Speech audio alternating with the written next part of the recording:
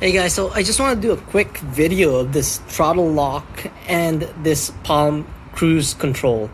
And so we'll start up with this one. It's the mechanical version. I'll post the link down below where I got it from. So far so good, but what I don't like is, as you can see, it already broke off here. The rubber is already, it's broken. I messaged where I got it from, and hopefully they'll give me a new one. And same with the rubber here. But the way it works is that you have to go and rev up to the speed that you want. So once you get your speed, you basically just push this down until it hits the handlebar. And what it does, it holds the speed up for you. And then now the trick to this is that if you want to stop the cruise control, you do not press on the brake. Well, you can, but that doesn't stop it down. That doesn't slow it down. You have to rev down. You have to turn down, rev it down. And I found that, I kind of practiced it when I was at home, just, working on revving this up and then pushing this down and then going back.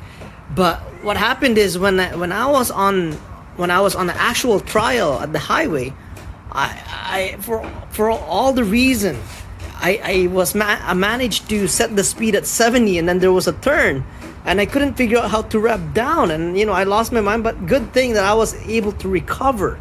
I was able to turn the bike and I was able to recover, and I'm like, hey, gotta rev down. I don't normally rev down. That's the thing, right? Like, I'm not used to like revving down. But yes, you gotta be careful when you buy this. Make sure that you practice it here when it's not moving, or you practice, you rev up to where you want your speed to go. You push this down and then you rev down. So that's the thing that I want you guys to remember, because I almost hit and crash. So that's pretty much it. I should have a video here of how it was working. Here we are, guys. As you can see, it's steady at around 91 kilometers per hour, 92 kilometers per hour. Here's a zoom in version of it. See, I'm not holding the control on the right hand side, the throttle, so it's pretty steady. And that's just the zoom out version of it. So it works okay. You just have to remember how it works. That's the whole thing. And if you're using it, make sure you know how to kind of stop it. You gotta remember to rev down. And yeah, that's about it, guys. That's about it.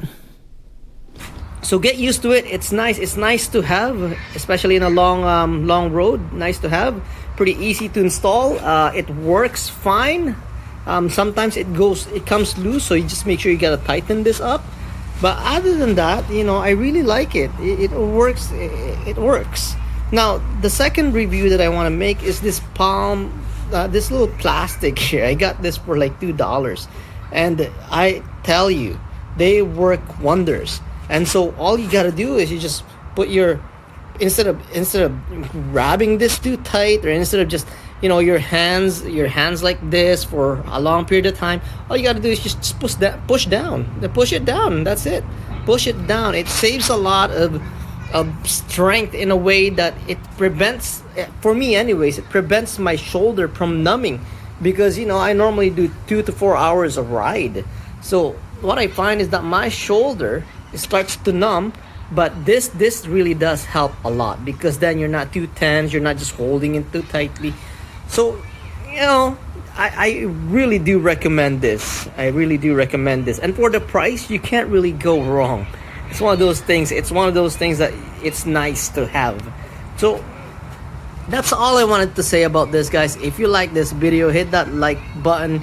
Consider subscribing, and let me know what you guys think of these. It's little things that makes the big difference. So thank you for watching. I'll see you later.